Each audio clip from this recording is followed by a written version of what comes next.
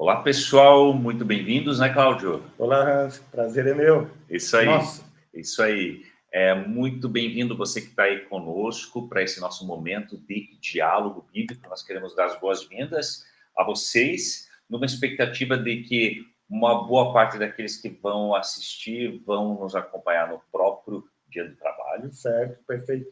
dia 1º de maio, e a gente está em um formato diferente nesse diálogo bíblico, deixando todo mundo em casa no dia do trabalho, descansando no dia do trabalho. E aqui comigo o Cláudio Amarante, e nós queremos assim nos apresentar um pouco também nessa perspectiva, né, Cláudio? Com certeza, Hans. Para nós falarmos daquilo que a gente se propõe para hoje, que é um bate-papo com base bíblica sobre a relação fé e trabalho. Perfeito. Cláudio, todo mundo sabe que eu cursei teologia, que sou formado na FLT e que atuei em outras comunidades, outras missões antes de trabalhar na MEUC, mas a sua caminhada de vida, a sua caminhada profissional, conta um pouco aí para a gente. Então, seremos breves para aproveitar o tempo. Me converti com 21 anos, lá em 1993, e agora podemos calcular a tua idade. Eu tenho essa experiência de vida de fé cristã, né? Tanto como empregado e como empregador, mas depois na conversa a gente vai estar conversando um pouco sobre esses assuntos, tá? Eu sou formado em pedagogia, eu me formei em 99, depois eu fiz algumas pós-graduações, fiz pós-graduação em pedagogia do trabalho, em desenvolvimento gerencial e gestão de pessoas, e também, mais recentemente, em neurogestão. Então, tem essas pós-graduações que me dão suporte, ou me deram suporte para eu poder desenvolver meu trabalho com bastante eficácia, né? Em relação ao trabalho, eu comecei a trabalhar com 16 anos. Você começou bastante cedo. Sim. Época agora que também a idade do próprio de menor aprendiz para iniciar é 16 anos hoje também, né? Sim, é o menor aprendiz de 16 anos. Então, eles permitiam, na época, ser contratado com 16 anos. Comecei trabalhando como ajudante de motorista numa transportadora. E fiquei ali cerca de 5 anos. Depois fui para uma empresa de plástico, produção mais 2. Trabalhei no setor público, como servidor, sim, por 2 anos. Aqui em Joinville mesmo. Aqui em Joinville, na prefeitura de Joinville. Foram 2 anos. Em 99, quando estava terminando a pedagogia, o meu sogro ele me convidou para trabalhar com ele. Ele abriu uma empresa junto com outro sócio, me convidou para trabalhar com ele. Então, ou seja, formação em pedagogia, mas para trabalhar numa empresa. Não fechava muito a coisa, mas era o desafio que estava proposto para mim. E como falaram na época, puxa, é uma loucura, né? Tu vai sair do setor público, vai para o privado sem saber se vai dar certo. Mas Deus estava orientando nesse sentido, e a gente apostou. Tá? Entrei em 99 na empresa como empregado, em 2005 me tornei sócio e fiquei lá até esse ano. Então, são 25 anos de empresa, dos quais, olha só, eu tenho 7 anos, mais ou menos, como empregado ali na empresa que eu trabalhei, e o restante do tempo como sócio administrador, onde que eu adquiri bastante experiência na contratação de pessoas, na administração, em gestão financeira, enfim. E aí essas pós-graduações, eu imagino que você foi realizando elas, buscando elas na medida que os desafios foram surgindo. Justamente, para ter esses subsídios para poder administrar bem a empresa, né? Então, essa, grosso modo, é a minha experiência de vida de fé desde 93, minha formação acadêmica e minha experiência profissional. Tá certo, Cláudio, muito obrigado. Bem, eu disse que todo mundo me conhece, mas a gente nunca sabe colocando à disposição na internet, mas eu sou formado em teologia e também fiz uma pós em gestão de pessoas. É interessante, quando você comentou isso, me chamou bastante atenção, e depois uma pós mais na área de plantação e revitalização de comunidades, que é bem específico para a área, para o trabalho em comunidades. Mas nós podemos servir independente aonde, né? Enquanto cristãos, a gente acha que a partir do diálogo de hoje também vamos bastante em direção ao aspecto de que vocação e servir, ele é para dentro de quem é contratado em comunidade, mas vai para muito além, é para todas as áreas afins com a ética cristã, obviamente. E Antes da gente começar a nossa reflexão especificamente, olhando para 2 textos bíblicos que nós queremos observar essa noite para nós, ou para você, dia, tarde, manhã, o momento que você está acompanhando aí conosco, nós queremos pedir que Deus nos conduza a essa conversa, reflexão bíblica, e que também seja proveitoso para a sua vida, você que nos acompanha, seja você já de caminhada junto com o diálogo bíblico conosco semanalmente, ou você que está visitando agora esse espaço por esse link que você recebeu, tá certo? Vamos pedir que Deus nos abençoe. Pai querido, obrigado pela oportunidade que tu nos dás, ao Cláudio, a mim, a oportunidade de vivermos a partir da fé em Cristo Jesus e podermos também servir para dentro de contextos diferentes, mas servir com intenção de agregar e de poder fazer diferença na vida do próximo, da sociedade. E assim a gente pede tua orientação para essa conversa, a inspiração do teu Santo Espírito a partir da tua palavra, e também, Senhor, que tu estejas inspirando aqueles que vão ouvir essa conversa e ler os textos bíblicos conosco. Em nome de Cristo Jesus. Amém. Amém. Amém. Vamos lá para a nossa Bíblia? Vamos dar uma olhada, então, Cláudio. Vamos começar no começo? Vamos lá para o início, né, Hans? Vamos lá, vamos para o começo. E nós queremos convidar você a também abrir a sua Bíblia, estar junto conosco e olhar o texto em que o trabalho surge, em que Deus estabelece a criação do trabalho, das responsabilidades, como boa criação. Que se nos é relatado, né, como a gente já colocou na tela aí, em Gênesis capítulo 1 e capítulo 2, então faz parte da boa criação de Deus. É interessante a gente olhar assim de cara que o trabalho surge antes do pecado. Talvez se a gente tenha uma conotação negativa de trabalho é por causa do capítulo 3 de Gênesis, mas não por causa do seu surgimento. E eu espero, imagino que você também, que as pessoas que nos acompanhem tenham um olhar bem positivo a partir desses textos bíblicos também, para o tema trabalho, vocação. Assim, com certeza, né? Olhando o trabalho como um dom, como uma vocação que Deus dá, a oportunidade que Deus dá para você desenvolver suas habilidades, suas competências, com certeza. Isso aí. Então, como já está aí na tela, Gênesis 1, capítulos 26... versículo 26 até o 2, no versículo 4, que é o pedacinho da primeira narração da criação. A gente tem 2 narrações, né? A primeira vai terminar ali em capítulo 2, versículo 3, 4, e aí a gente tem uma segunda narrativa, mas nós olhamos nessa primeira. A gente nem combinou, mas tu topa ler o texto aí para nós? Do 1:26 em diante? Isso. Vamos lá. Também disse Deus: façamos o homem à nossa imagem, conforme a nossa semelhança.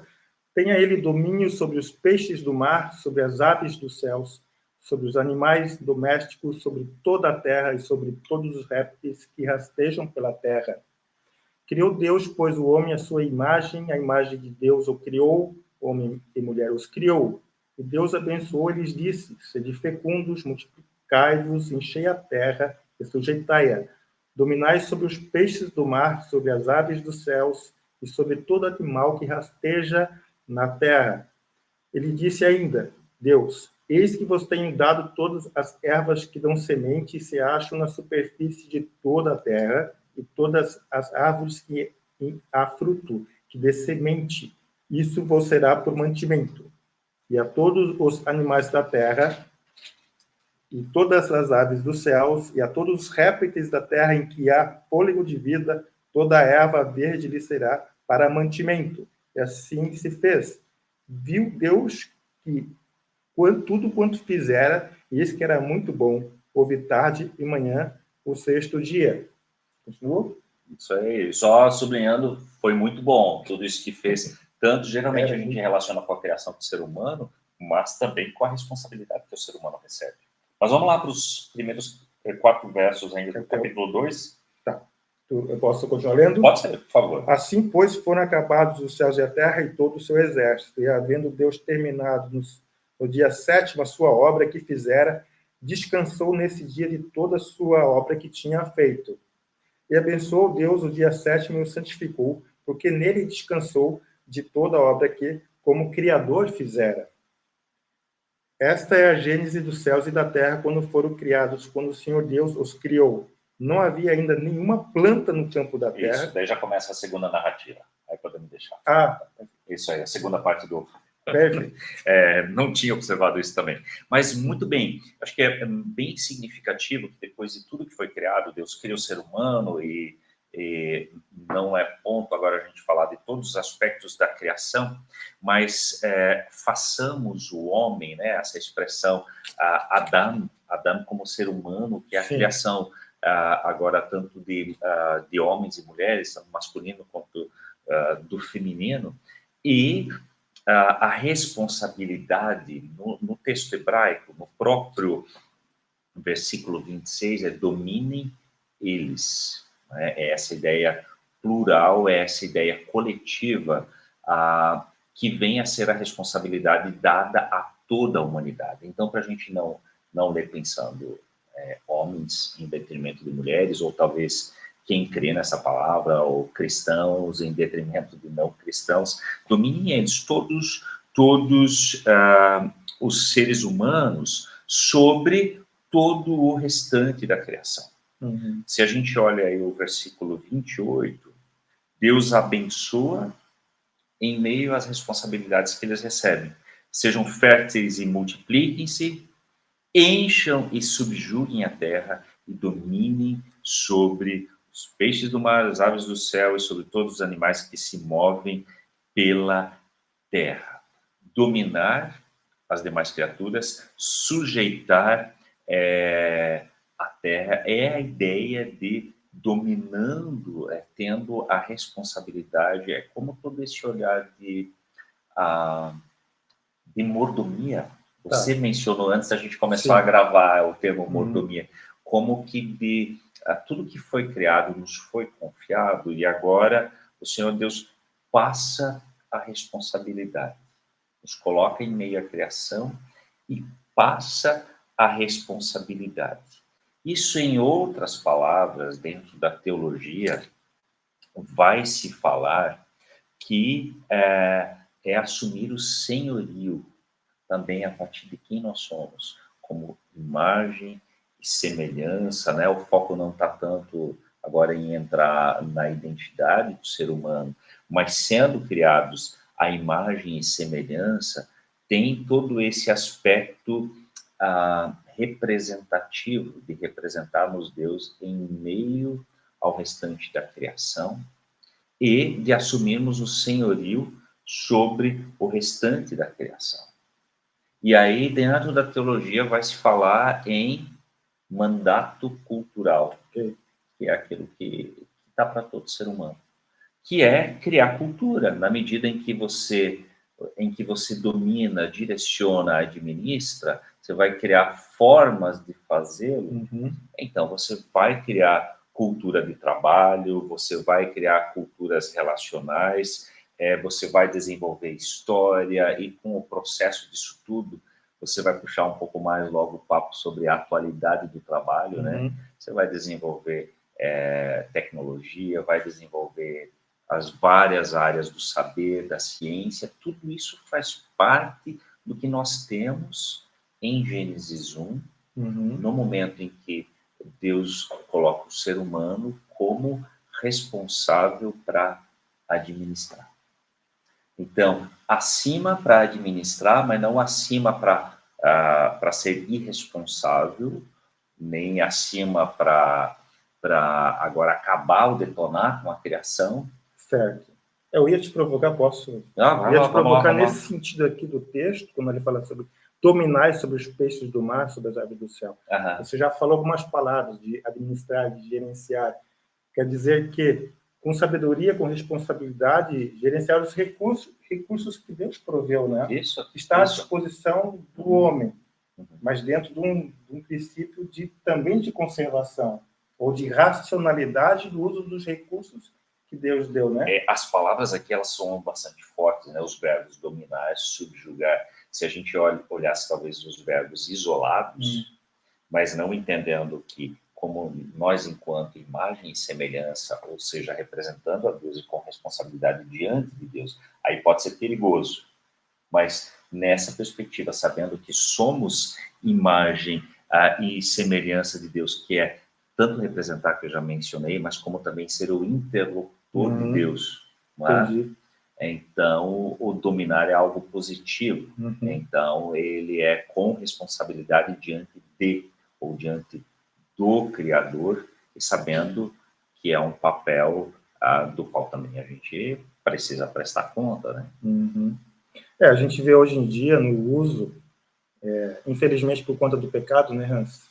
Como Gênesis 3, o ser humano ele perdeu essa capacidade, ou ele olhou para além dos recursos que ele poderia usar com sabedoria e acaba usando de forma que degrada, né, o que Deus criou, ou não está usando de forma racional aquilo que deveria ser usado com racionalidade. Né?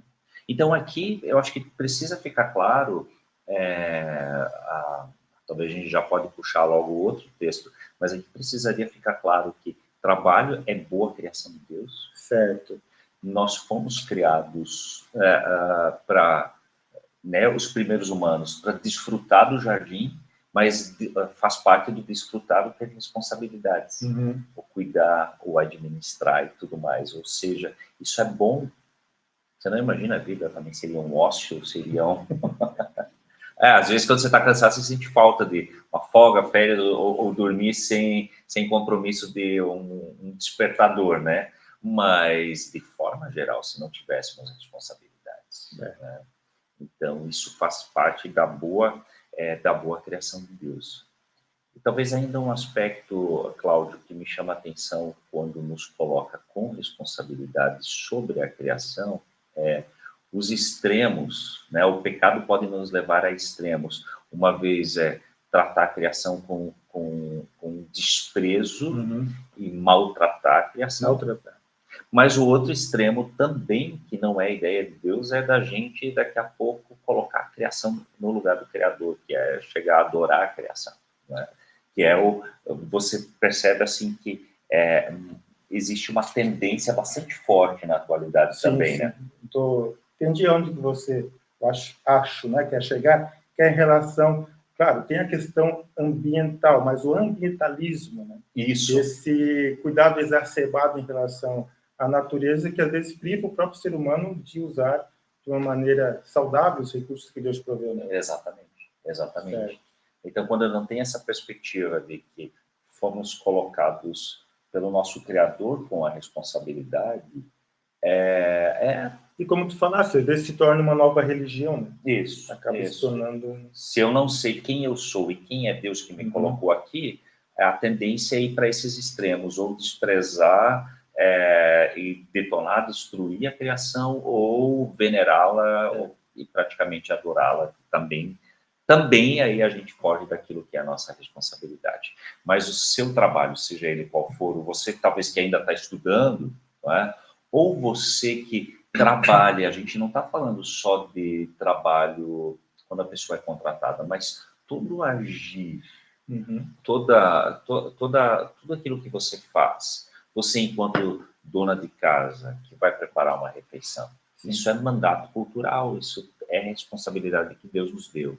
Ou você que seja homem da casa, mulher da casa, que vai lá arrumar alguma coisa, que vai cuidar do jardim, que vai cuidar de hortaliças, preparar cuidar de uma árvore frutífera, ou agir em meio à sociedade, para o bem da sociedade, por causa da criação, da forma como Deus nos colocou. Mas vamos incluir aí um texto do Novo Testamento, Cláudio? Claro, Hans. Agora sim. Podemos fazer a transição? Sim, podemos. Tu, por acaso, querias comentar algo de Lutero, ali, do Beruf? Sabe que a terceira pessoa que me fala essa semana, nas últimas duas semanas, do termo Beruf, e eu... Tu acha que aqui é um bom momento de trazer isso? Eu não conheço muito bem. Não, é interessante.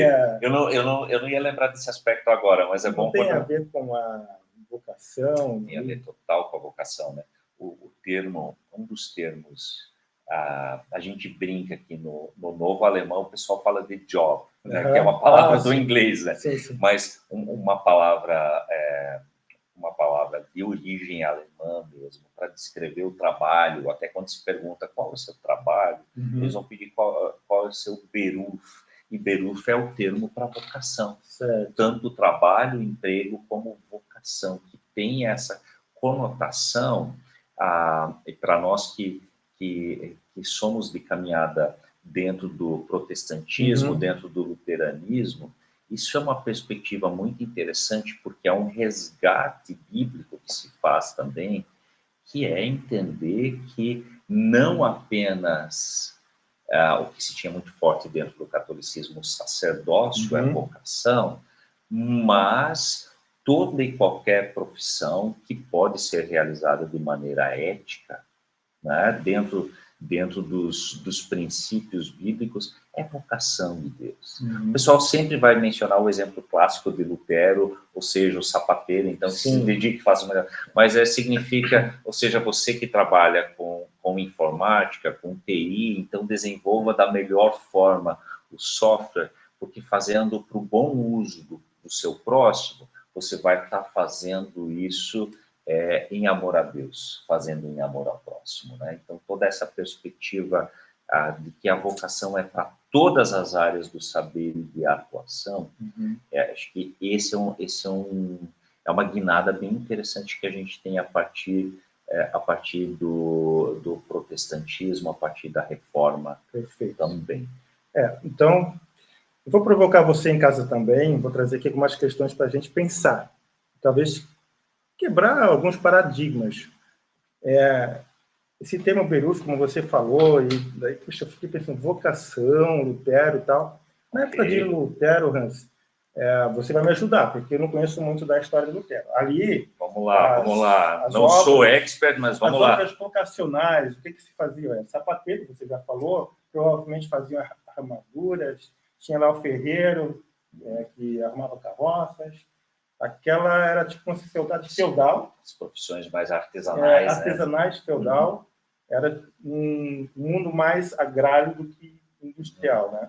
Aí eu fiquei pensando, vocação tema de Lutero, vocação para hoje, como é que seria essa vocação nos dias de hoje? As pessoas conseguem exercer de fato a sua vocação? Lembrando, antes que eu pesquisei, me dei a oportunidade de pesquisar. Você só está perguntando por perguntar também, né? Tá certo. Vocare, vocação vem de vocare, vocal, de chamado, beleza.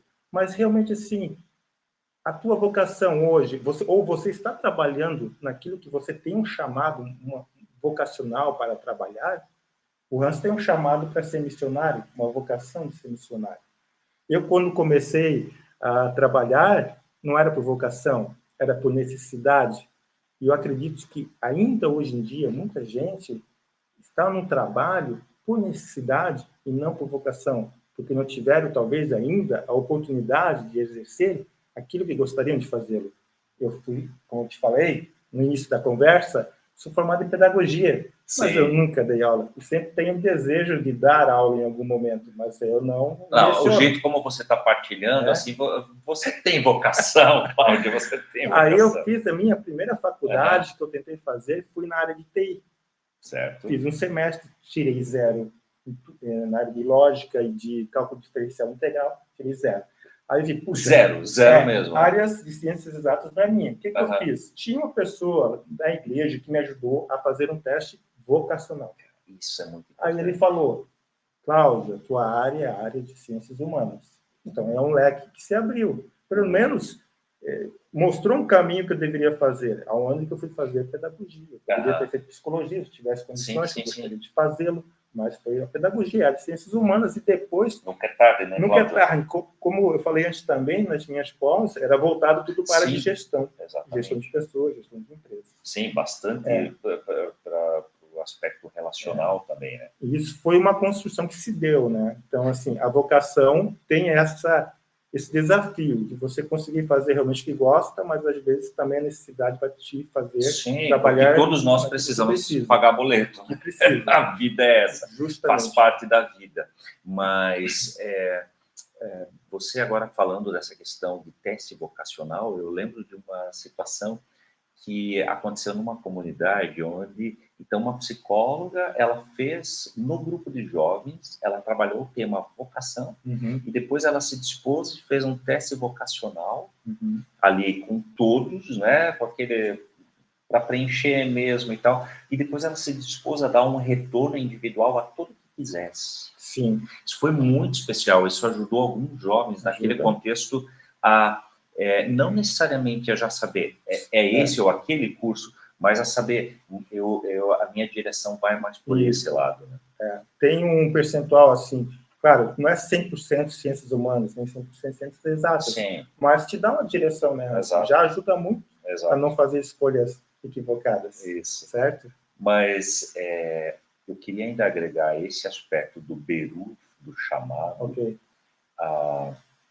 Claro que acho que é uma grande porcentagem das pessoas não pode, pelo menos, iniciar na área que gostaria, né, a sua vida profissional.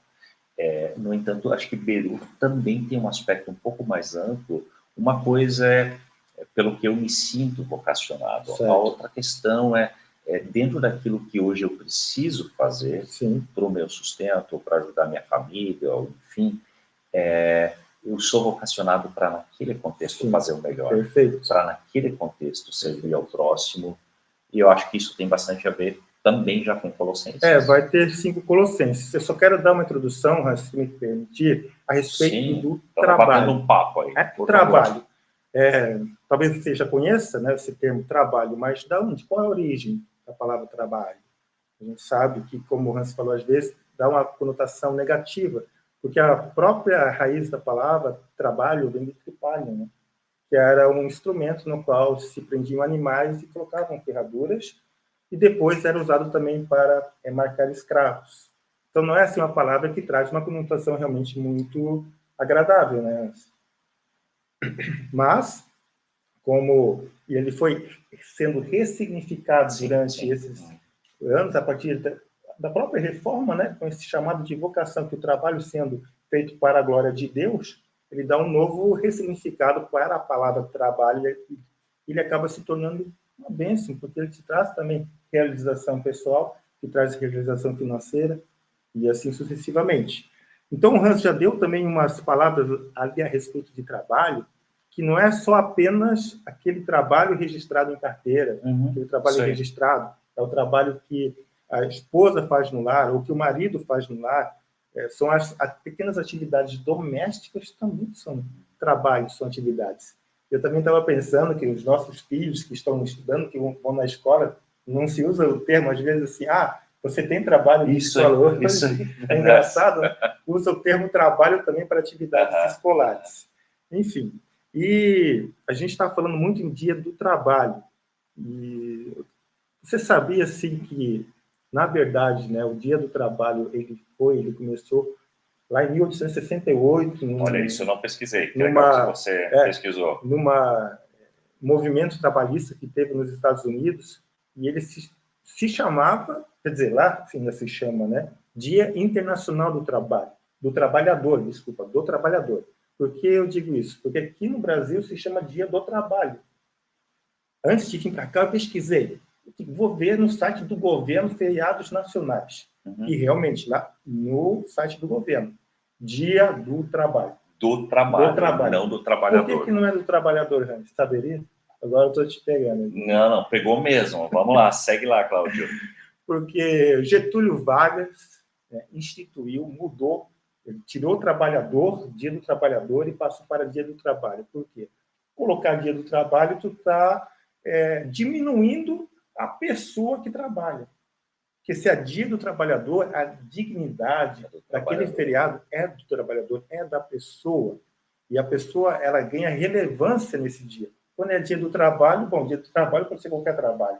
Mas se é dia do trabalhador, é dia da pessoa, aquela que exerce um trabalho. Isso foi Getúlio Vargas que mudou, talvez já pensando assim, em evitar greves, manifestações desse tipo. Foi o que eu pesquisei. Ótimo que você pesquisou antes de chegar aí. Isso aí. Mas, enfim, a gente tem tempo para entrar em Colossenses, Sam? Vamos lá, vamos dar uma olhada nesse texto. Inclusive, já tinha colocado na tela, mas vamos retornando. Colossenses 3, 22 a 4. Isso. Agora eu te peço a gentileza para você. Ótimo. Então, vamos lá. Eu faço a leitura na NVI, ok?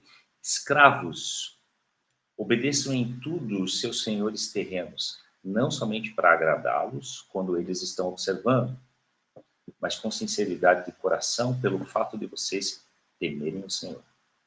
Tudo o que fizerem, façam de todo o coração, como para o Senhor e não para os homens, sabendo que receberão do Senhor a recompensa da herança. É a Cristo Senhor que vocês estão servindo. Quem cometer injustiça receberá de volta injustiça, e não haverá exceção para ninguém. Senhores, deem aos seus escravos o que é justo e direito, sabendo que vocês também têm o Senhor dos céus. Perfeito. Então, Paulo aqui, quando ele escreve aos Colossenses, não sei se eu entro na questão teológica, assim, no contexto da carta, não é necessário. Dá uma pincelada. Paulo, na verdade, nunca teve em Colossos, né? A carta aos Colossenses foi feita quando Filemão visita ele em Roma, e ele manda essa carta, então, aos Colossenses para dar ali uma gerenciada, porque, como sempre, né, quando as igrejas são fundadas, elas acabam, às vezes, se desviando um pouco do foco principal do cristianismo, e tem muita aculturação, muito paganismo, e Filemão, muito preocupado, vai lá, fala com Paulo, então ele volta com essa carta, que é a carta de Paulo aos Colossenses. No contexto anterior dessa leitura, Paulo fala dos deveres das famílias, da relação marido-mulher, esposa, filhos e pais. E agora ele traz também para a relação da sociedade entre servos e senhores. A gente lembra, né, Hans, que naquela época tinha escravos. Pois é, a minha tradução traz escravos. Aqui está na minha Bíblia é servos, né? Então, escravos e senhores. Evidentemente que atualmente não deveria mais existir escravidão.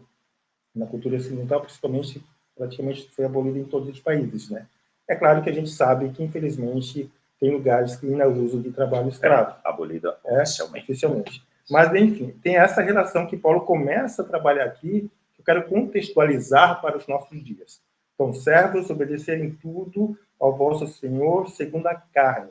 Então, se fosse hoje, a gente tem o papel do empregado e do empregador. Quando a pessoa vai entrar numa empresa, numa organização, ela vai assinar um contrato de trabalho. Certo. Tá? Esse contrato de trabalho ele é regido, claro, pelas leis trabalhistas do país, que no caso é a CLT. Então, no meu entendimento, no meu modesto entendimento, servos, obedecem tudo ao vosso Senhor segundo a carne, é mediante um contrato de trabalho debaixo das leis que regem esse contrato. Quer dizer, empregado, empregador. Tá? E ali... Ou seja, você está atualizando o texto para nós hoje. Atualizando. Não tem essa relação. Não, eu sou escravo do meu empregado. Não, você é do meu empregador. Não, você é um empregado que está prestando serviço para o teu empregador. E quando você entra na empresa, normalmente é assim. Você vai fazer determinadas atividades que já estão lá no plano de ação, numa ordem de serviço, que não pode fugir daquilo ali. Então, tem regras muito claras, muito específicas, justamente para que não tenha abuso de autoridade por parte do empregador contra o empregado. Lembra-se que a gente está falando agora no dia do trabalhador. Então, há que se ter esse cuidado em relação no trato das relações contratuais entre empregado e empregador. Aqui no meu texto, eu não lembro como é que você leu ali, não servindo apenas sob vigilância. Quer dizer, o servo, ele não vai fazer apenas as coisas porque o seu senhor está olhando ali, no contexto de Paulo, trazendo para os nossos dias uma questão ética.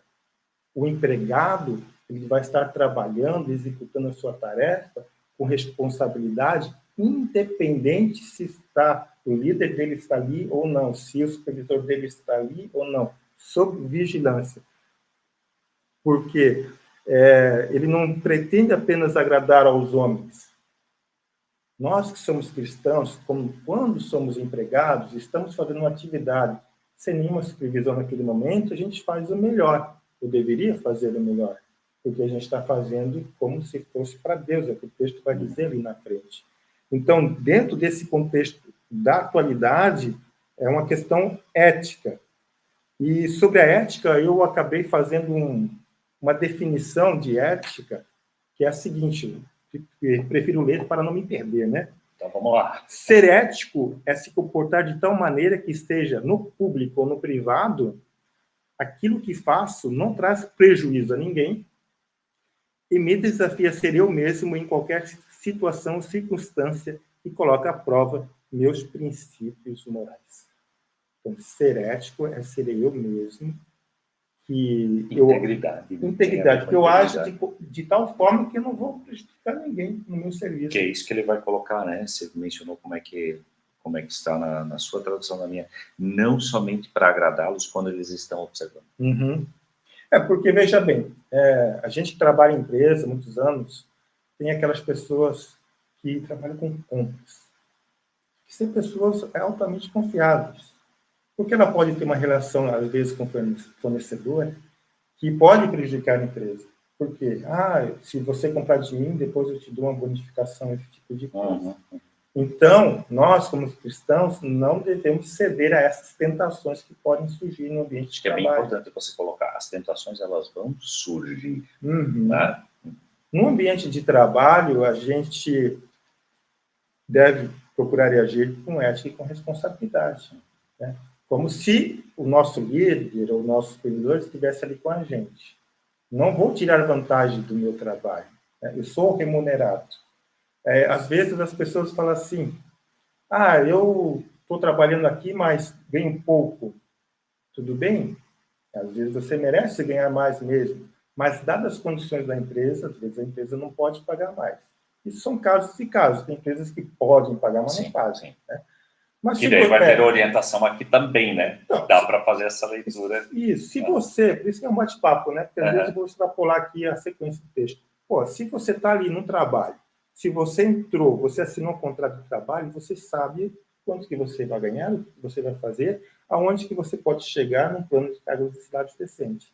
Se isso não ocorre, ou se você começa a reclamar, mas você sabia como é que era a empresa, como é que você ia chegar lá. Então, o que eu devo fazer? Se eu não estou mais contente, eu peço a minha conta e vou tentar trabalhar numa outra organização. Né? Agora, a empresa também tem a sua responsabilidade, que aquilo que ela coloca lá no plano de cargos e salários tem que ser cumprida. Uhum. Tem que valorizar o empregado, tem que dar oportunidades para ele crescer na organização, dentro, como eu falei, de um plano de cargos e salários bem claros e definidos. E não dar vantagens para os QIs, né? Os indicados. Eu achei importante você falar isso, como você mesmo disse, porque você já esteve dos dois lados, né? Uhum. Tanto como empregador, como empregado. Né? Então, de saber quais são as responsabilidades de ambos os lados. Mas o que mais você gostaria de compartilhar conosco aqui, a partir de Colossenses? Vamos lá. Então, eu falei sobre a vigilância, visando não somente agradar a homens, mas em singeleza de coração, temendo ao Senhor. Tu lembras de um versículo que fala do temor do Senhor, Hans? É o princípio da sabedoria. Eu não sei de qual versículo você está que tem vários, tem né? Muitos, mas é esse mesmo. O temor do Senhor é o princípio da sabedoria, ali em Provérbios 9 e 10. Então, como eu falei, fazer de todo o coração, com singeleza de coração, temendo ao Senhor. No temor do Senhor, a gente tem sabedoria para ir trabalhando e lidando com essas situações, né? Mas posso fazer uma relação aqui com Gênesis 1? Porque é interessantíssimo, né? Ele vai colocar a situação, né? Paulo dizendo, os escravos servos, serve para você, para mim, para quem é contratado, quem é funcionário, que tem contrato de serviço sendo terceirizado ou como for, ou até quando voluntariamente eu assumo uma responsabilidade, também vale. Também tem a ver com vocação, ser chamado por Deus para aquela situação, para aquele trabalho. a pessoa ela vai usar de integridade, que é o que você está colocando, ou seja, eu vou fazer o meu melhor, eu vou cumprir o meu papel, independente se o meu líder, o meu chefe, o meu empregador está por perto ou não, no temor do Senhor, que é a lógica de Gênesis. Eu sei que eu ganhei as responsabilidades, recebi de Deus, e é diante dele que eu cumpro as responsabilidades. Então, em última instância, e como não seria mais fácil para as empresas também hoje em dia, porque é muito comum ouvir de algum empregador, de algum empresário falar como é difícil conseguir pessoas que assumem com responsabilidade. Sim. Agora, o cristão deveria ser o primeiro que entende sua responsabilidade, se ele compreende Gênesis 1, se ele compreende textos como esses, porque ele sabe que ele está cumprindo as responsabilidades primeiro porque Deus lhe confia, e cumpre e vive isso como imagem de Deus também, diante do Senhor, representando a Deus naquela empresa. Não é? Imagina você, na sua função, numa empresa de TI, numa escola, no comércio, você se entender como imagem de Deus. Isso muda o nível de responsabilidade. Eu sou representante do Senhor aqui. Todos somos, mas o cristão sabe disso. Consciente disso, o peso da responsabilidade ou a disposição em assumi-la e fazer o melhor, na minha opinião, deveria ser drasticamente diferente. O cristão, dentro dessa ótica que tu estás falando, cristão que vai, claro, tem etapas no crescimento da nossa fé, né? E a gente vai amadurecendo e vai se posicionando com sabedoria dentro de um ambiente até organizacional, por que não? Eu estava comentando com o Hans aqui em off sobre o trabalho que eu fiz, uma pós-graduação, que era justamente sobre o comportamento evangélico nas organizações, né? Interessantíssimo. Falar alguma coisa sobre isso, Cláudio. Agora veja bem, vou pegar então o teu gancho aqui. Essa questão do nosso comportamento enquanto cristão. Eu, como empregado, beleza, estou ali, estou junto, precisando de algo, eu sou o primeiro, de repente, a levantar a mão, mas ter esse testemunho consciente, conforme o Hans falou, que eu estou representando a Cristo ali. Tem que ter esse cuidado, esse zelo, mas também com sabedoria, para não ser aquele, de repente, aquele chato que a todo momento... E aqui eu vou entrar na área da questão da evangelização, da missão, né? Mas eu tenho que falar de Jesus, eu tenho que falar, eu preciso. Nem sempre o ambiente que você está, ele é propício para isso. Às vezes tem empresas que não permitem nenhum tipo de manifestação de fé religiosa que seja. Não é só porque há perseguição, não. É porque a cultura da empresa está bem clara lá no seu código de ética, que ela não permite eventuais manifestações proselitismo dentro do ambiente de negócio. Mas você, em oração, você pode ficar ali no seu trabalho, você se comporta de tal maneira que as pessoas vão perceber que você é diferente, como já aconteceu comigo, você tem alguma coisa diferente. E dada a oportunidade, por que não? Às vezes no intervalo, no horário de almoço, que, digamos assim, é extra empresa, ou no happy hour depois, você está ali, você pode orar para a pessoa, você pode conversar, você pode apresentar o evangelho. Né? Você falou algo interessante. A causa do seu ser diferente, é a oportunidade. Né? Eu vou aproveitar algo que disse antes também, que assim, são diversos tipos de empresas que a gente tem, né? Tem empresas privadas, empresas públicas, e tem as ONGs, né?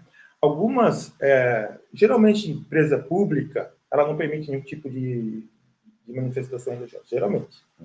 Empresas privadas, aí depende. Por que eu digo isso? A gente tem muitos exemplos de colégios, né? Colégios que são cristãos, que têm educação por princípios. São confessionais, né? São confessionais, essa é a palavra que eu estava procurando. Então, a gente tem os adventistas. Cara, se eu vou colocar meu filho num colégio adventista, eu não tenho religião, né? Eu sou ateu. Vou colocar meu filho num colégio adventista, eu tenho que entender que ali as pessoas, o corpo docente, a direção, elas seguem princípios bíblicos. Tem outros colégios... Assinando o contrato ali que meu filho vai estudar, eu estou dizendo sim para isso.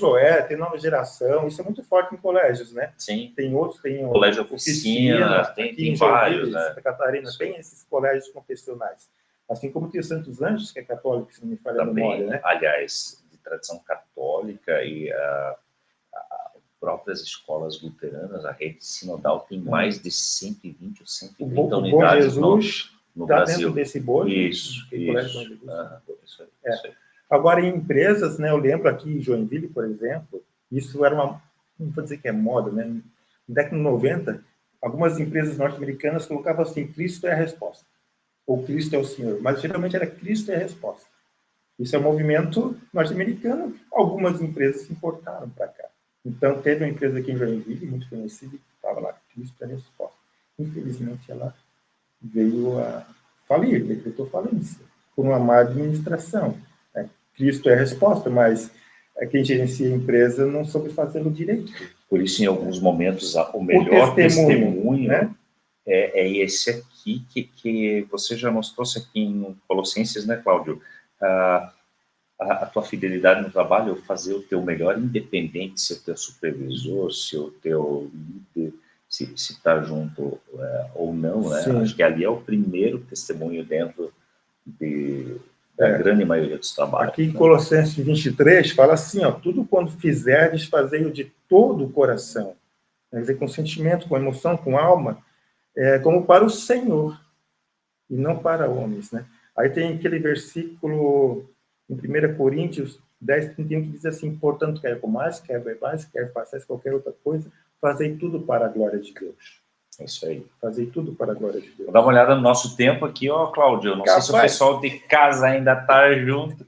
Como não é ao vivo, a gente está acostumado com o diálogo bíblico ao vivo, a gente tem uma noção se o pessoal ainda está junto ou não.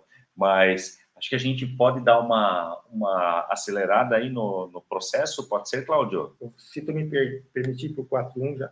Isso aí, vamos lá. Perfeito, porque até agora a gente falou um pouco mais da relação entre empregado, né? Eu como empregado, meu testemunho, como é que eu vou servir ali ao Senhor. Mas uma coisa também digo para ti, né?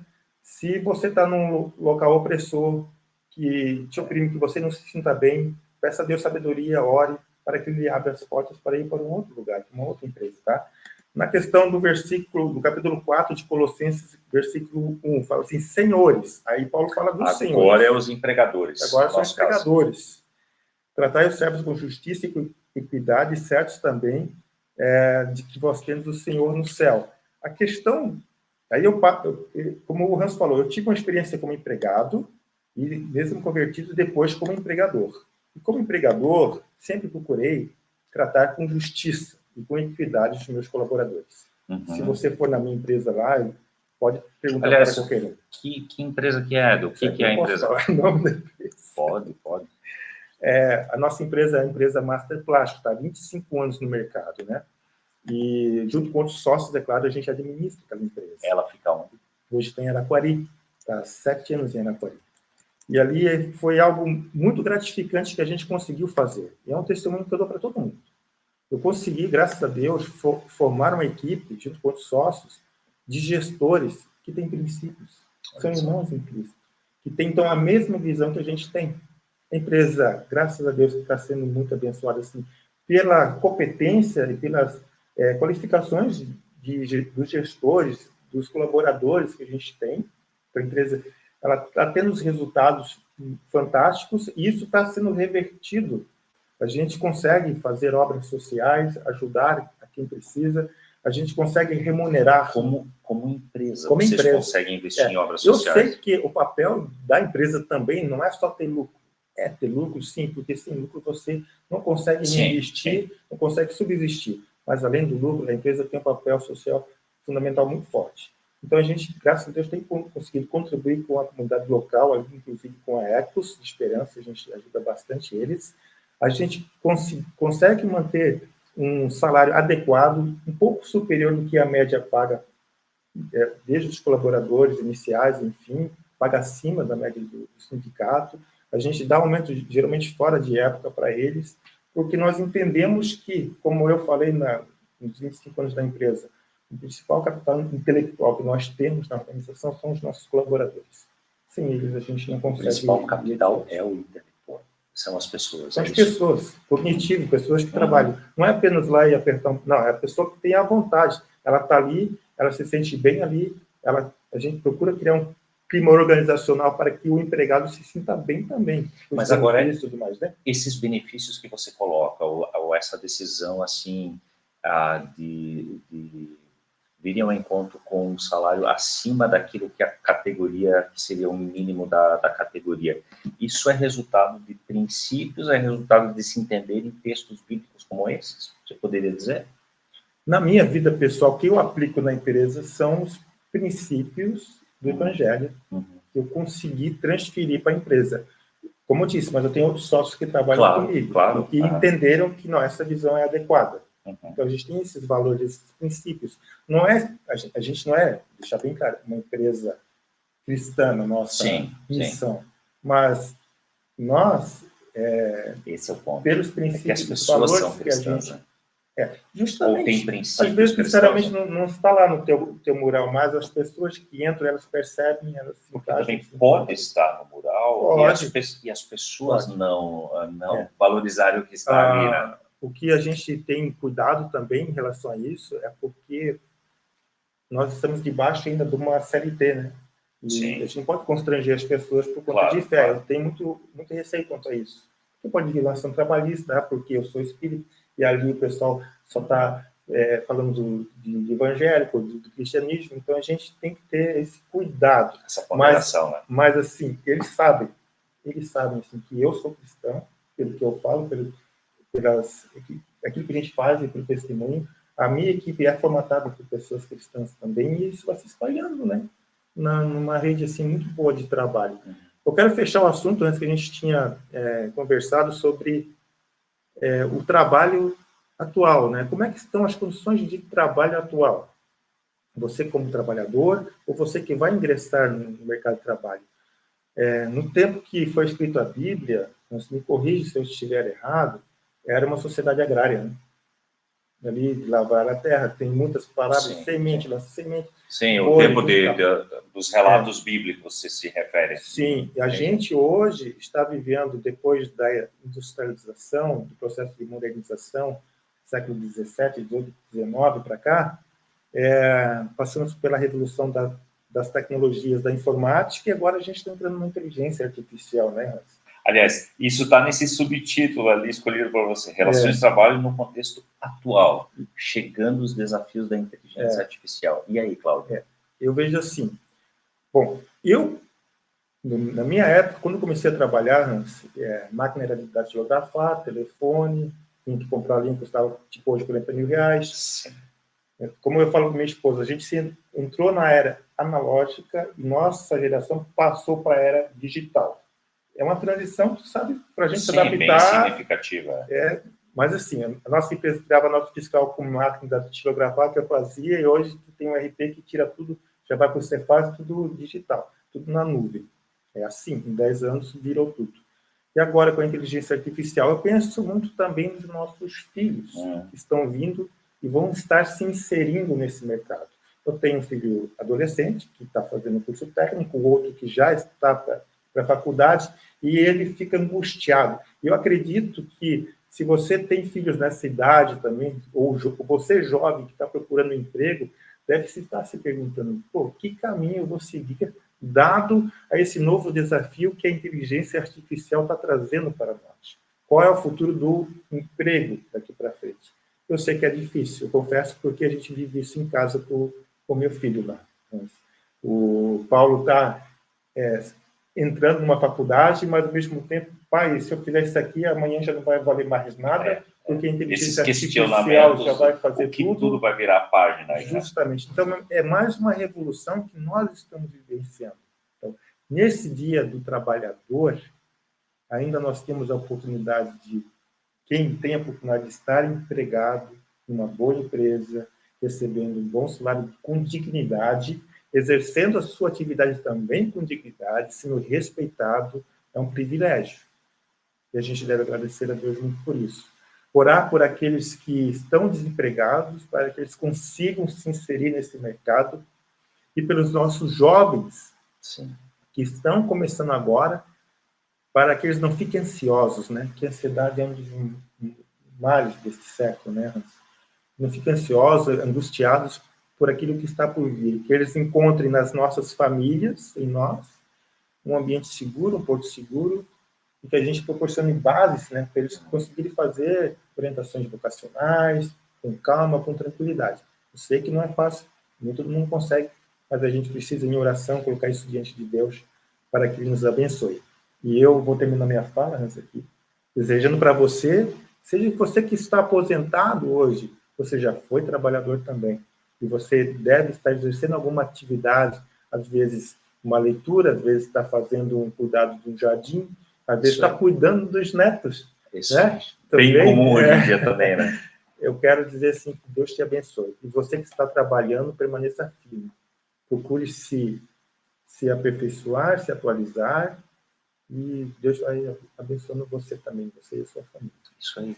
E para essas pessoas também eu queria ainda incluir uma categoria aqui. Os que como você hoje, nesse momento, os que se dedicam ao servir a partir da comunidade de fé. Certo. Né? Que ali a gente também entenda o servir como uma bela responsabilidade que Deus nos dá, como um privilégio, né? E também como oportunidade de fazermos o nosso melhor para o Senhor, na medida em que fazemos para as pessoas com as quais convivemos, com as quais Deus nos possibilitou. Muito obrigado, Cláudio. Eu agradeço você, né? Sim. Pelo bate-papo aí. É, isso aí. E a gente espera que as reflexões, os textos bíblicos possam lhe ajudar. Você ainda tem 2 livros interessantes. Rapidamente. Que você quer compartilhar aí conosco? Princípios de Gestão Eficaz. Isso aqui é um livro que fala sobre gestão eficaz, baseado no livro de Provérbios. É um livro raro, mas tem na Mundo Cristão. Quer dizer, quando eu encontrei, eu li, tá? Ele é da editora Mundo Cristão. Você que é um gestor de empresa, administrador, cristão, quer saber como gerenciar melhor, se lê Provérbios, mas lê também esse livro, vai ser muito bom. O autor é Michael Zigarelli. Isso. E um livro que nos desafia, né?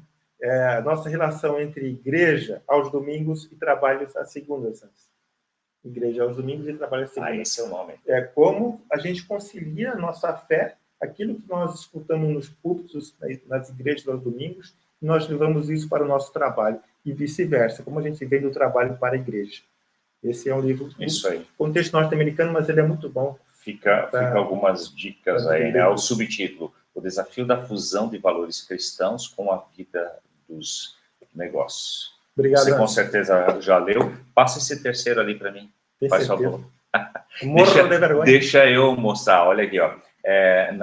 Isso é de qual pós-graduação sua? Pedagogia do Trabalho em 2005. Pedagogia do Trabalho, ó.